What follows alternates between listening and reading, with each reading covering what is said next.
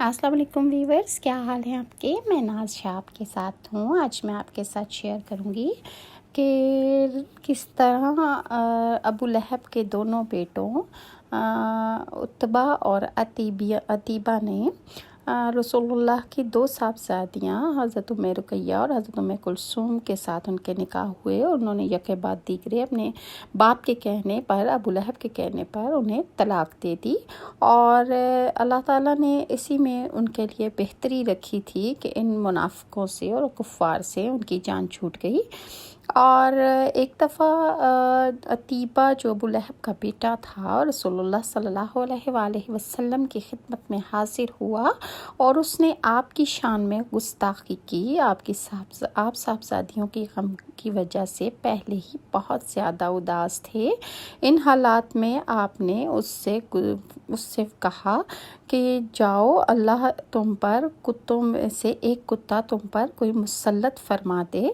عتیبہ یہ سن کر وہاں سے لوٹ آیا۔ اس نے اپنے باپ کو جا کر سارا ماجرا سنایا۔ اس کے بعد دونوں باپ بیٹا قافلے کے ساتھ ملک شام کی طرف روانہ ہو گئے۔ راستے میں یہ لوگ ایک جگہ ٹھہرے، وہاں قریب ہی ایک راہب کی عبادت گاہ تھی۔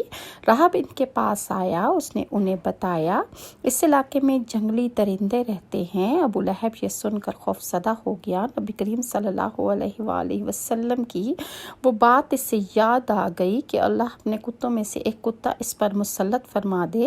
اس نے قافلے والوں سے کہا کہ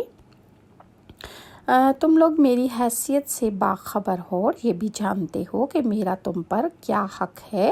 انہوں نے ایک زبان ہو کر کہا بے شک ہمیں معلوم ہے۔ ابو لہب یہ سن کر بولا پھر تم آج ہماری مدد کرو گے؟ میں محمد کی اس بات کی وجہ سے خوفزدہ ہو گیا ہوں، اس لیے تم اپنا سامان اس عبادت گاہ کے پاس رکھ کر اس پر میرے بیٹے کا بستر لگا دو، اور اس کے چاروں طرف تم لوگ اپنے بستر لگا لو تاکہ میرا بیٹا جو ہے درمیان میں محفوظ رہے، اور سارے اس کی حفاظت کرو۔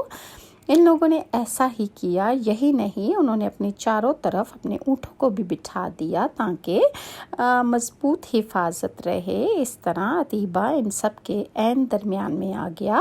اب وہ سب اس کی حفاظت کرنے لگے۔ ان تمام احتیاطی تدابیر کے باوجود رسول اللہ صلی اللہ علیہ وآلہ وسلم کی پیشن گوئی تھی وہ غلط ثابت ہو ہی نہ سکتی تھی، لہٰذا آدھی رات کے وقت ایک شیر وہاں آیا اور سوئے ہوئے لوگوں کو سونگھنے لگا۔ ایک کو سونگھتے ہوئے وہ آگے بڑھا، یہاں تک کہ وہ لمبی چھلانگ لگا کر عتیبہ تک پہنچ گیا۔ بس پھر کیا تھا، اس نے عتیبہ کو چیر پھاڑ ڈالا۔ اور تکلیف پہنچانے کا ایک اور واقعہ اس طرح پیش آیا کہ ایک روز نبی کریم صلی اللہ علیہ وآلہ وسلم مسجد حرام میں نماز پڑھ رہے تھے۔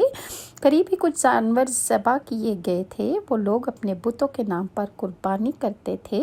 ان جانوروں کی ایک اوجھڑی ابھی تک وہیں پڑی ہوئی تھی۔ ایسے میں ابو جہل نے کہا کہ کوئی ایسا شخص ہے جو اس اوجھڑی کو محمد کے اوپر ڈال دے۔ ایک روایت کے مطابق کہ کسی نے کہا کہ کیا تم یہ منظر نہیں دیکھ رہے ہو؟ تم میں سے کون ہے جو وہاں جائے جہاں فلاں قبیلے نے جانور ذبح کیے ہیں؟ ان کا گوبر، لید، خون اور اوجری وہاں پڑے ہیں۔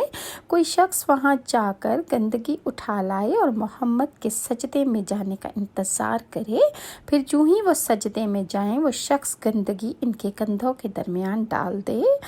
تب مشرکوں میں سے ایک شخص اٹھا، اس کا نام عقبہ بن ابی معیط تھا، یہ اپنی قوم میں سب سے زیادہ بدبخت تھا۔ یہ گیا اور اوجھڑی اٹھا لایا۔ جب آپ صلی اللہ علیہ وسلم سجدے میں گئے تو اس نے اوجھڑی آپ کے اوپر رکھ دی، آپ کی گردن پر ڈال دی۔ اس پر مشرکین زور زور سے ہنسنے لگے، یہاں تک کہ وہ ہنسی سے بے حال ہو گئے، ایک دوسرے پر گرنے لگے۔ ایسے میں کسی نے کہا حضرت فاطمہ تو زہرا کو اس بات کی خبر دی، وہ روتی ہوئی حرم میں آئی۔ نبی کریم صلی اللہ علیہ وآلہ وسلم اسی طرح سجدے میں تھے اور انہوں نے اوجھڑی آپ کے کندھوں سے ہٹائی۔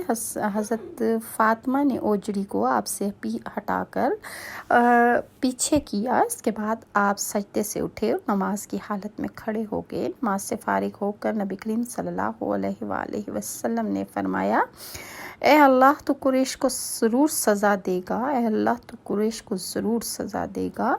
قریش جو مارے ہنسی کے لوٹ پوٹ ہو رہے تھے، یہ بات سنتے ہی ان کی ہنسی فوراً غائب ہو گئی۔ ان کی حضور صلی اللہ علیہ وسلم کی اس بات سے وہ دہشت زدہ ہو گئے۔ اس کے بعد آپ نے نام لے کر فرمایا، اے اللہ تو عمرو بن حشام کو سزا دے، یعنی ابو جہل کو، عقبہ بن ابی معیط اور امیہ بن خلف کو۔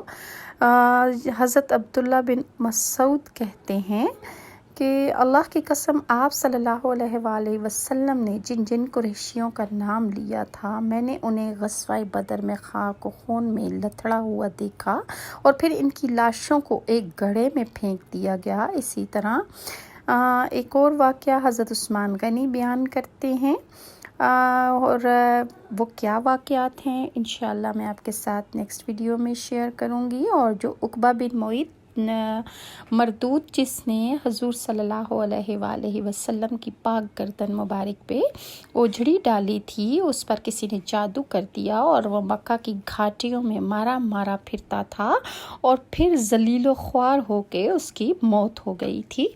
اللہ تعالیٰ مجھے اور آپ کو ہدایت پہ قائم رکھے اور ہمیں تعلیمات محمدیہ پہ عمل پیرا ہو کے زندگی گزارنے کی توفیق عطا فرمائے۔